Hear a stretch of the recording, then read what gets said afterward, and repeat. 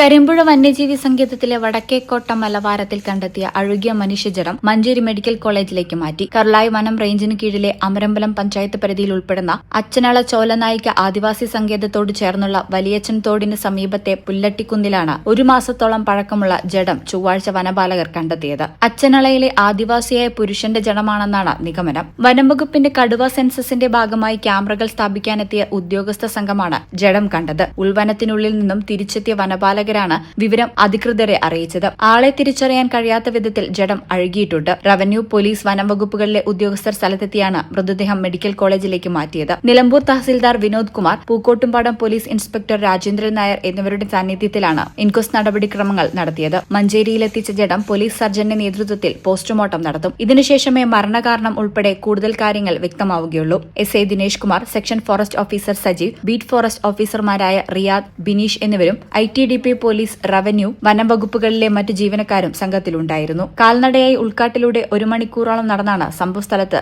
സംഘമെത്തിയത്. ഈ ചാനൽ കരിമ്പുഴ.